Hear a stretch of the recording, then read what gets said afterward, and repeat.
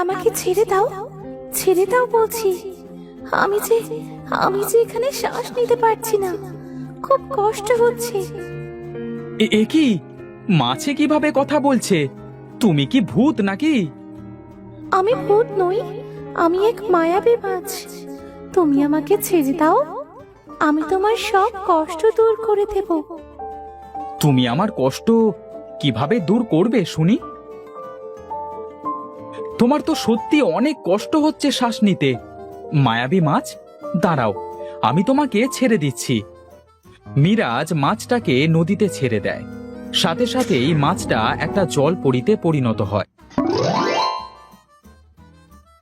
ছোট্ট একটা গ্রামে বাস করত মিরাজ নামে এক ছেলে। সে ছিল অনেক গরিব। মিরাজের তেমন জমি না থাকায় সে বড় একটা গাছের নিচে ছোট্ট একটা ঘর বানিয়ে থাকত।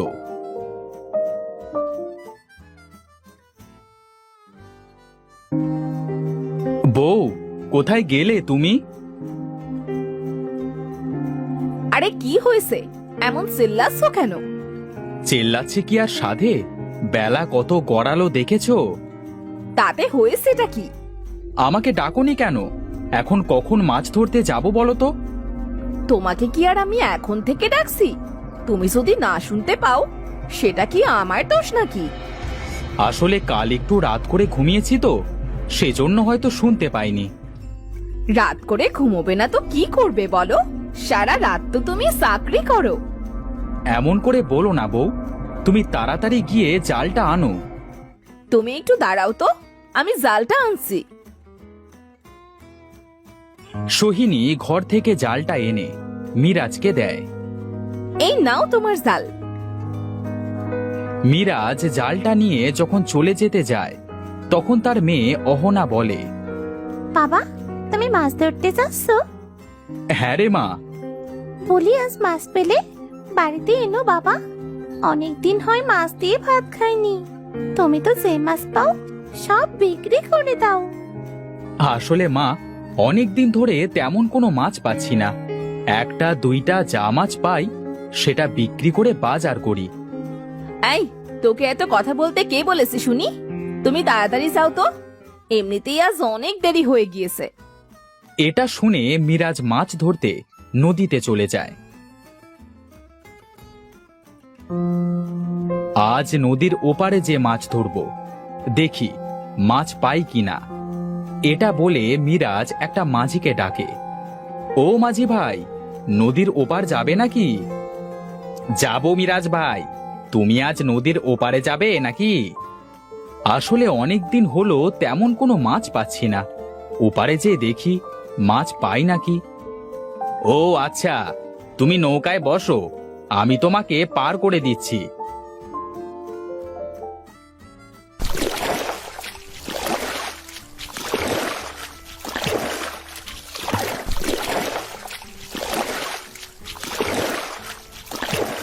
ধন্যবাদ মাঝি ভাই, এই নাও তোমার টাকা।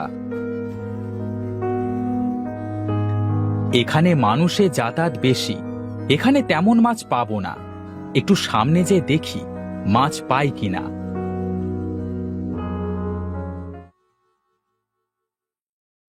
মিরাজ হাঁটতে হাঁটতে অনেক দূর চলে আসে। আজ এখানে বসেই মাছ ধরি, দেখি ভাগ্যে কি আছে।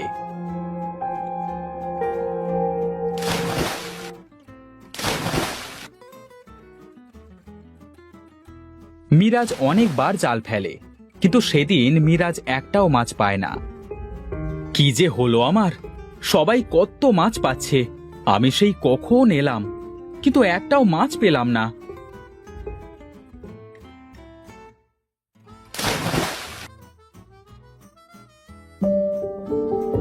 আর কত সময় বসে থাকবো, এবার বাড়ি চলে যাই। মিরাজ বাড়িতে চলে আসতে যাবে, তখন তার অহনার বলা কথা মনে পড়ল। মেয়েটা বলেছিল আজ মাছ দিয়ে ভাত খাবে, এখন খালি হাতেও বা কিভাবে যাব বাড়িতে? হ্যাঁ, আর একটু চেষ্টা করে দেখি মাছ পাই কিনা। এই বলে মিরাজ সেখান থেকে কিছুটা দূরে একটা ঝোপের ভেতর মাছ ধরতে যায়। সে প্রথমবার জাল ফেলে একটাও মাছ পায় না। এবারও তো মাছ পেলাম না, কি করি এখন?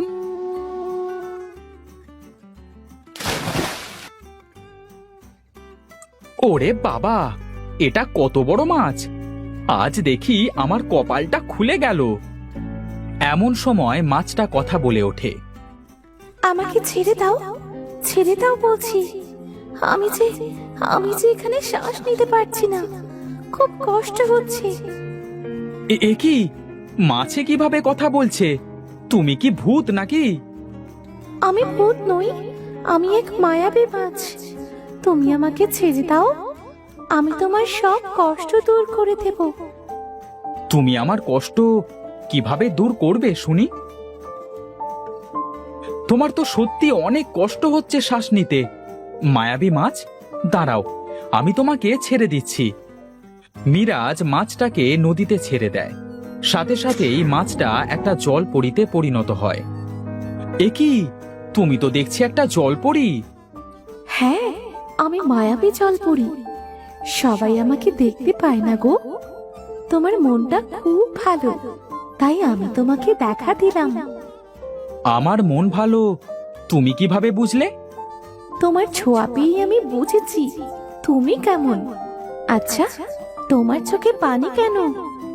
তুমি শুনতে চাও জলপরী? বলো শুনি। তোমার দুঃখের কথা শুনে সত্যি খুব কষ্ট পেলাম। জলপরী, আমি তাহলে আজ আসি। সকালে এসেছি, এখন সন্ধ্যা হতে চললো। বাড়িতে সবাই চিন্তা করছে। তুমি আমার জীবন বাঁচিয়েছো, তার পুরস্কার নিয়ে যাও। পুরস্কার? হ্যাঁ, পুরস্কার। এটা তোমার। এটাতে তো দুটো মাছ, তাও অনেক ছোট। এটা সাধারণ মাছ নয়, এই মাছ তুমি চাষ করবে, দেখবে তোমার জীবন বদলে যাবে। কিন্তু কোনো কিন্তু নয়, অনেক সময় হয়ে গিয়েছে, আমি গেলাম, না হলে আমার বাবা মা চিন্তা করবে। মিরাজ কিছু বলবার আগে জলপরী চলে যায়। আমার তো মাছ চাষ করবার মতো কোনো জায়গা নেই, কি করি এখন? মিরাজ এগুলো ভাবতে ভাবতে বাড়িতে চলে আসে। ওগো, তুমি এসেছো? আজ এত দেরি হলো কেন বলো তো? বাবা, মাছ এনেছো বাবা? আরে, এই পাত্রে কি দেখি তো। আরে, এই পাত্রে তো দুটো ছোট ছোট মাছ দেখছি। এইটুকু মাছ কেন এনেছো বাবা? এটা সাধারণ মাছ নয় রে মা, এই মাছ দুটো আমাকে জলপরী দিয়েছে। তুমি সত্যি বলছো? কিন্তু আমরা এই মাছ চাষ করব কোথায় বলো তো? সেটা কাল ভাববক্ষণ। আজ আপাতত একটা বালতিতে মাছ দুটো রাখি। মা, অহনা, একটা বালতি আনতো মা। তুমি দাঁড়াও, আমি বালতি আনছি বাবা।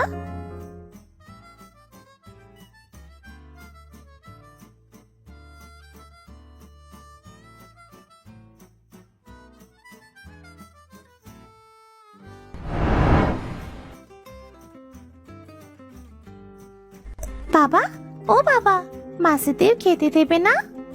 তুই ভালো কথা মনে করিয়েছিস। চল, মাছেদের খেতে দিয়ে বাকি কাজ করব। অহনা আর মীরা যখন মাছেদের খেতে দিতে যায়, তখন তো তারা মাছ দেখে অবাক হয়ে যায়। বাবা, এই বালতিতে কত বড় বড় মাছ!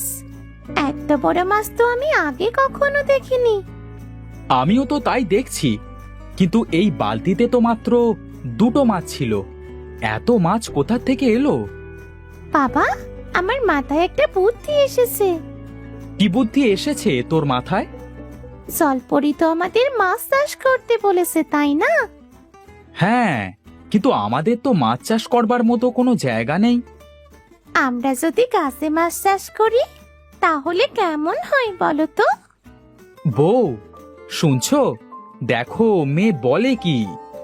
কি বলছে তোমার মেয়ে শুনি? ও বলছে গাছে মাছ চাষ করতে। গাছে আবার কিভাবে মাছ চাষ করবে? হ্যাঁ, কেন আমরা বড় বড় ড্রাম, বালতি, খড়া কিনে গাছে বেঁধে তার ভেতর মাছ চাষ করব। এটা তুই মন্দ বলিসনি মা, কি বলো বউ? বুদ্ধিটা খারাপ না।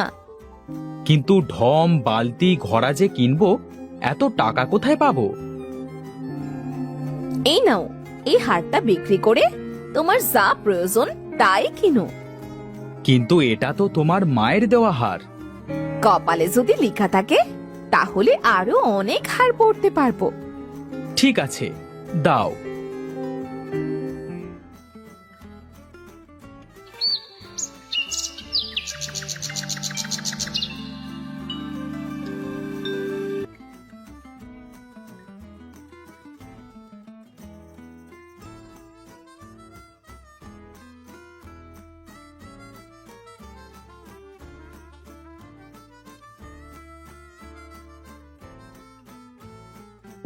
মা অহনা, আমাদের সব কাজ শেষ বল।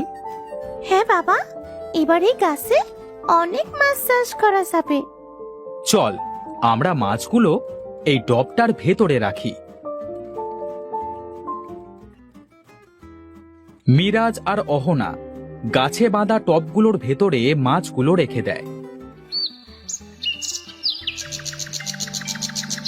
কিছুদিনের ভেতরে সমস্ত পাত্র মাছে ভরে যায়। ওগো, এবার মাছগুলো না বিক্রি করলে হবে না? তুমি ঠিকই বলেছ, মাছগুলো বিক্রি করতে হবে। কেউ যদি জানতে পারে আমরা গাছে মাছ চাষ করছি তাহলে চুরি করে নিয়ে যাবে না তো? আমার মাছ কেউ চুরি করতে পারবে না, বুঝতে পেরেছ? বিকালে মিরাজ অনেকগুলো মাছ ধরে সেগুলো বিক্রি করতে নিয়ে যায়। এই মিজান, দেখ ওই মাছগুলো কেমন টাটকা মনে হচ্ছে। এই চল, আমরা ওখান থেকে মাছ কিনি। মাছগুলো অনেক বড়, এই অত বড় মাছ কিনবার টাকা আমার কাছে নেই। আরে আমরা যেই তো দেখি। ভাই, তোমার মাছগুলো তো এখনো জ্যান্ত আছে। হ্যাঁ ভাই, নেবেন? বেশি দাম না। তা মাছগুলো খেতে কেমন হবে? একদিন খেয়েই দেখুন না। এই ঠিক আছে, আমাদের সবাইকে এই টাটকা মাছ দিয়ে দিন তো। মিরাজ অল্প টাকায় সমস্ত মাছ বিক্রি করে দেয়। পরের দিন মিরাজ আবার মাছ নিয়ে বাজারে আসে। ভাই, আপনার মাছগুলো খেতে যে এত ভালো, এমন সুস্বাদু মাছ আমি আগে কখনো খাইনি। এই কোথা থেকে এনেছেন এমন সুস্বাদু মাছ? আমি নিজেই চাষ করি ভাই। তাই বুঝি? তা আমাকে আপনার দোকানের সব থেকে বড় মাছটা দিন। এই নিন ভাই। দিন যত যায় মিরাজের মাছ চাষও তত বেশি হতে থাকে। মিরাজের মাছ টাটকা ও সুস্বাদু হওয়ায় সবাই মিরাজের কাছ থেকে মাছ কিনতে শুরু করে। ওগো, গাছে মাছ চাষ করে তো অনেক লাভ হচ্ছে। প্রতিদিন এত মাছ তুমি কোথায় বিক্রি করবে শুনি? ভাবছি এবার শহরে মাছ নিয়ে যাব। এমন সময় সেখানে শহর থেকে দুজন লোক আসে। আপনাকে আর কষ্ট করে শহরে যেতে হবে না, আমরাই আপনার সুস্বাদু মাছের খবর পেয়ে চলে এসেছি। আপনার যত মাছ আছে আমরাই কিনব। আমার তো প্রতিদিন মাছ বিক্রি না করলে হবে না। কি বলেন আপনি? আরে এত মাছ আপনি কোথায় চাষ করেছেন? আমি গাছে মাছ চাষ করি। পাগল হলেন নাকি আপনি? গাছে আবার কেমন করে মাছ চাষ করেন? উপরে তাকিয়ে দেখুন না। সত্যি তো, আপনার তো অনেক বুদ্ধি। আপনারা মাছ নিয়ে যান। কত টাকা মাছ বিক্রি করেছে, এবার আমরা ধনী হয়ে যাব। বাবা, আমার সে কি আনন্দ হচ্ছে না। দেখবে একদিন তোমার নাম সারা শহর গ্রাম হয়ে যাবে। তাই যেন হয় রে মা, তাই যেন হয়। আস্তে আস্তে অনেক গ্রাম শহরে মিরাজের সুস্বাদু মাছের কথা ছড়িয়ে পড়ে। শহর থেকে প্রতিদিন অনেক মাছের ব্যবসায়ীরা আসতে থাকে মাছ কিনবার জন্য। গাছে মাছ চাষ করে মিরাজ আস্তে আস্তে অনেক ধনী হয়ে যায়।